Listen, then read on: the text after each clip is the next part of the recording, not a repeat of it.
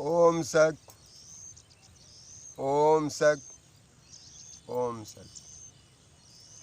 आज आप लोगों को बताया जाएगा त्रिकालदर्शी। त्रिकालदर्शी लोग कहते हैं शंकर जी थे, उनके पास तीसरी आँख थी। ये जो आत्मदर्शन हम कराते हैं, जो ज्ञान आप लोगों को उपदेश देते हैं, यही त्रिकालदर्शी है। ये प्रतिदिन आप सुनते रहें और उसका पालन करते रहें, यानी कर्मों में उसको बदलते रहें, तो आपको खुद ही 1 महीना के अंदर ये पता चल जाएगा कि त्रिकालदर्शी यानी हमारी नेत्र काम करती है कि नहीं करती है। तीनों कालों को हम देख लेते हैं कि नहीं। काल माने समय, अकाल माने मृत्यु। ठीक है, तो हम समय की बात करते हैं। त्रिकाल माने 3 समय। जो शंकर जी को तीसरी नेत्र यानी ज्ञान नेत्र था, उससे वो 3 त्रिकालदर्शी माने जाते थे। यदि आप लोगों को भी वही तीसरी नेत्र पैदा हो जाती है, तो आप लोग आसानी से त्रिकालदर्शी बन जाते हैं। यानी काल माने समय, वर्तमान, भूत, भविष्य। यानी वर्तमान काल, भूतकाल और भविष्य काल। इनको देखिए कैसे इन लोगों ने गफलत में डाला है। वर्तमान काल जो हम कर रहे हैं, जो समय गुजर रहा है, उसका इन लोगों ने कोई कीमत नहीं रखा है। उसका कीमत पूजा पत्रिका में बांट दिया है। यानी इसका ही मेन कीमत है, यानी मुख्य वैल्यू यही है वर्तमान। लेकिन तो आडंबरियों ने क्या किया है, इसका कीमत न रख कर के पूजा पत्रिका में बांट दिया, जो भविष्य के दाता हैं कि भविष्य में हमारी यही बनाएंगे, जबकि वर्तमान के ही आधार पर भविष्य बनता है। अब देखें, वर्तमान, भूत, भविष्य में बताया 3 समय होते हैं। तो जो चल रहा है ये वर्तमान समय है, जो चल रहा है ये वर्तमान काल है। और भूतकाल जो समय बीत चुका है, यानी जो भी समय पीछे बीत गया, चाहे आज जो भी समय इस समय चल रहा है वो वर्तमान है, और जो पीछे बीतता जा रहा है वो भूत बनता जा रहा है। वो भूत बनता जाए। भूत 2 शब्दों में आता है। एक प्रेत को भी भूत बोलते हैं। प्रेत यानी जिस शरीर से आत्मा निकल जाती है, वो शरीर जो मृतक होता है वो प्रेत माना जाता है। उसको भी लोग भूत कहा करते हैं। यानी वो जो आत्मा थी वो चली गई, यानी वो भूत हो गई, यानी भूत में चली गई। ये जो शरीर है, जो कार्यशील थी, अब कर्मों में नहीं है, ये भूत बन गई। यानी पीछे जैसे आई थी उसी में मिल गई है। जैसे पीछे मिट्टी से आई थी वैसे मिट्टी में मिल गई ये शरीर। तो दोनों भूत हो गए। ये आत्मा जहाँ से आई थी वो वहाँ चली गई, वो भी भूत हो गई। और ये जो शरीर जहाँ से प्रकृति ने दिया था वापस ले लिया, ये भी भूत हो गया। लेकिन ये जो समय की बात है, समय की बात हम आज आप लोगों को बताएंगे। जो आत्माएं इस समय कर्म करती हैं वही भूत बनता है। यानी जो बीत गया वो भूत हो गया। भूत कोई वो सोखा ओझा वाला नहीं। दूसरी बात, जो इसके आगे फल आने हैं, जैसे मान लीजिए कि आज कोई गेहूं बोया तो ये सोच करके बोया कि इतने समय के बाद इसमें फल आएंगे तो हमारे काम के होंगे।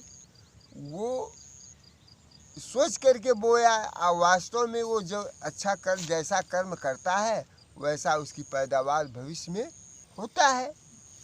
जो यदि कोई प्राकृतिक आपदा नहीं आई फसल पर तो वैसे ही पैदावार होता है, यानी वही उसका भविष्य बना।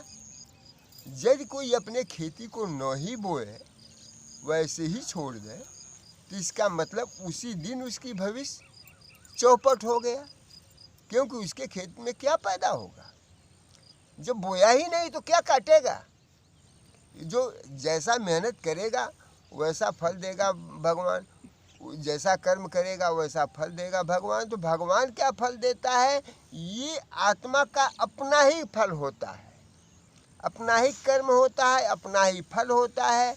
वो कोई भगवान देने वाला नहीं है।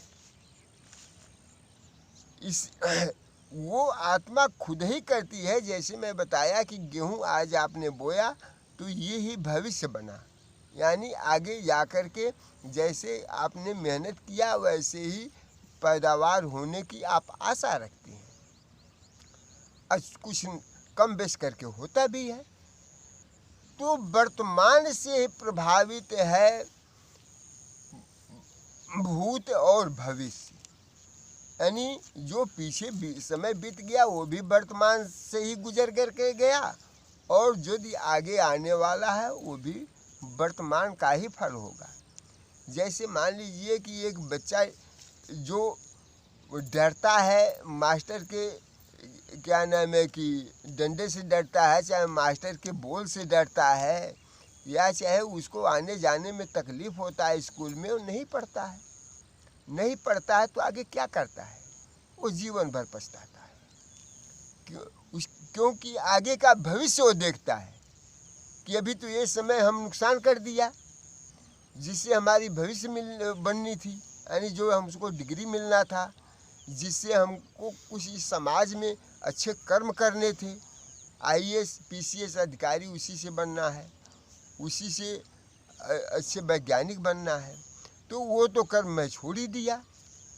जब वो छोड़ दिया तो इसका मतलब ये है कि उसको मालूम हो गई उस आत्मा को कि आगे भविष्य हमारा गड़बड़ होगा, यानी भविष्य में फल जो है हमको वो नहीं मिलेगा जो हमको पढ़ाई से मिलना था, यानी अपने भविष्य को जान गए। इसके उलट दिशा में पाखंड में आइए तो पाखंड में ये लोग क्या कहता है कि जाइए देखिए बाबा क्या बताते हैं, क्या लिखा है, हम ऐसे ही घटनाग्रस्त में रहेंगे, ऐसे ही दुखिया रहेंगे, सुखिया भी बनेंगे। कमाल की बात है। अरे वर्तमान में जो आप कर रहे हैं ये तो आपका भविष्य बन ही रहा है जैसा कर रहे हैं। पीछे भी तो ये आत्मा कहीं करके ही आई है, क्योंकि ये शरीर बदलती है, आत्मा तो बदलती नहीं है। और सबसे बड़ी खासियत ये है कि इस ब्रह्मांड में जिसको हम देख नहीं पाते, ये सूक्ष्म लोक है।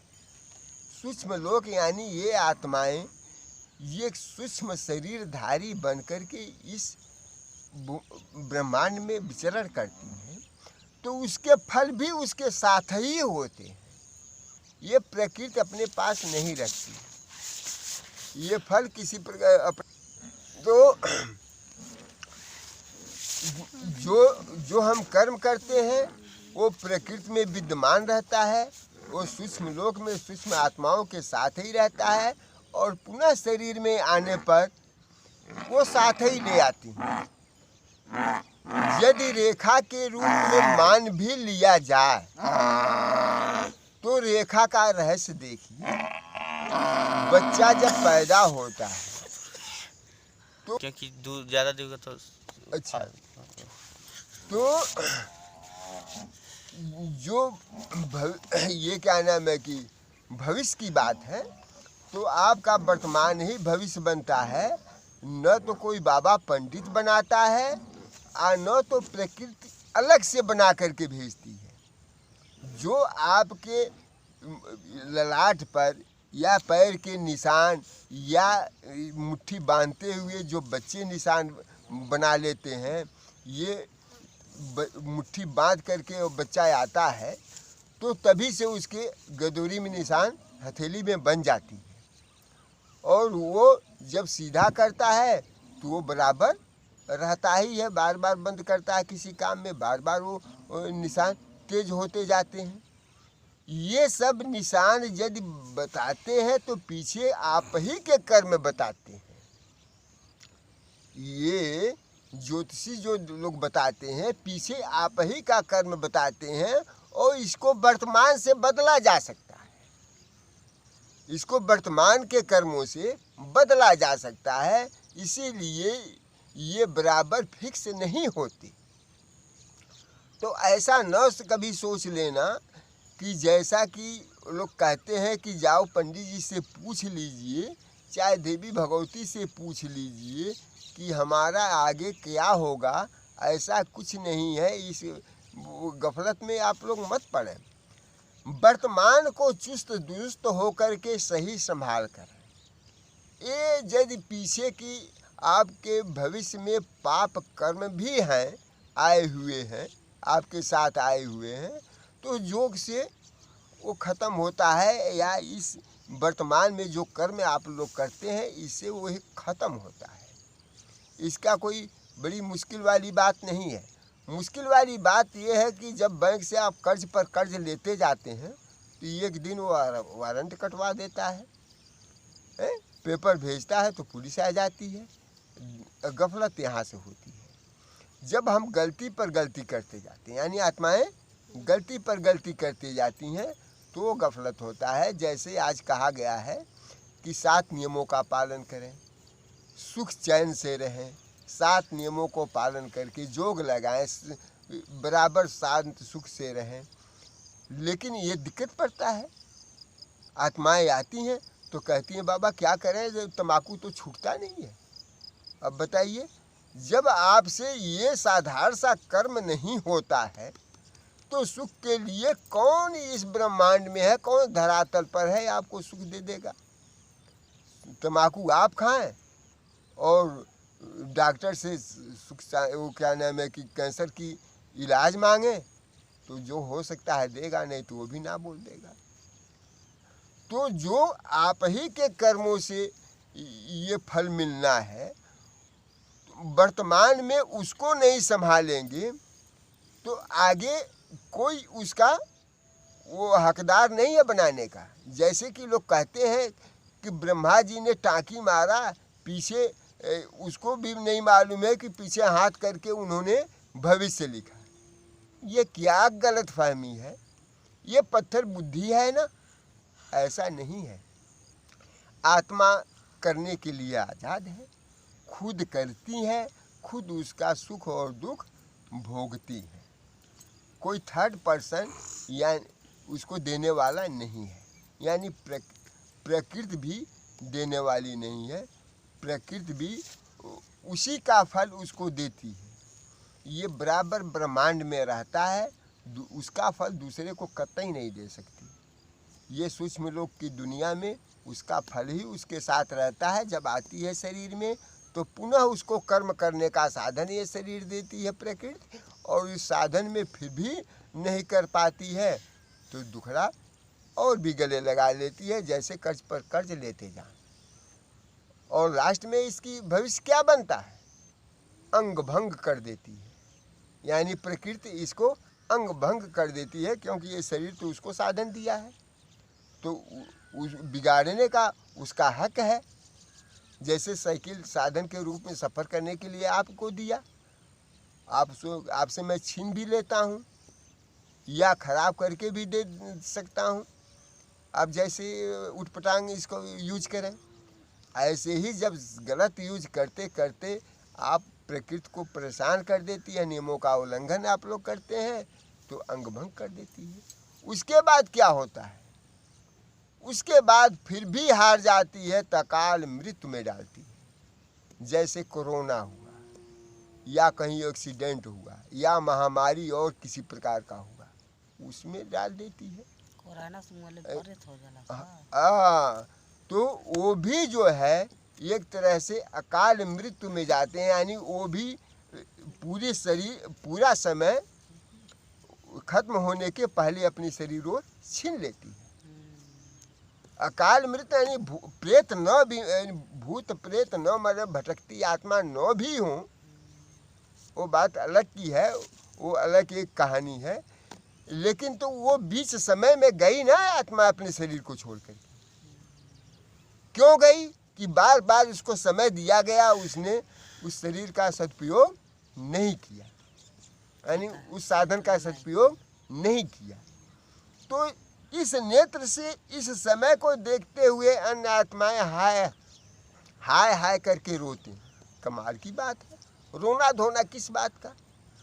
जब आप लोगों ने आप आत्मा समय का उपयोग नहीं किया, साधन का सही उपयोग नहीं किया, तो प्रकृति का दिया हुआ साधन था, प्रकृति ने ले लिया। उसमें रोना धोना किस बात का भाई? उसमें दुख किस बात का? दुख आप ही पैदा किया, अब आप उसको बर्दाश्त करें, और नहीं तो आप अपने कर्मों को करके शक्तिशाली बन जाए। जैसे कि मैं बार बार कहते आया हूँ, शरीर के साधन टॉनिक विटामिन डॉक्टर बताता है, तो आत्मा के टॉनिक विटामिन बैरागी बताता है। तो जब तक आत्मा मजबूत नहीं होगी, तब तक इस साधन को प्रकृति से अपने हिसाब से नहीं रख पाएगी, वो छोड़ना ही पड़ेगा।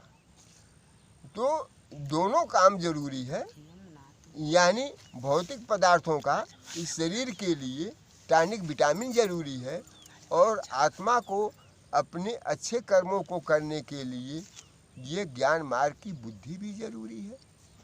यदि ये अपने को नहीं संभाल पाई, तो भविष्य की बातें हमेशा बाबा से जाकर के पूछते रहे, नौ ग्रह का पूजा कराते रहे। नौ ग्रह बाबा को ही नहीं मालूम है। वो जो आकाश मंडल की ग्रहों को वो दिखाते हैं, वो तो खुद स्थूल ग्रह हैं। मंगल शुक्र शनिचर सब स्थूल ग्रह हैं। वो लोग क्या सुख दुख देगा? मंगल बुध व्यफय उनको मालूम भी नहीं है। ये सब परमात्मा के नाम है। ये सातों दिन, सातों संबंध, ये परमात्मा से आत्मा के जुड़ाव है। ये परमात्मा के नाम सातों नाम है। उसको आगे चल कर के हम बताएंगे। अगले उपदेश में हम योग से रोग कैसे निवृत्त होता है, कैसे जाता है, अगले उपदेश में हम आप लोगों को ये बताएंगे।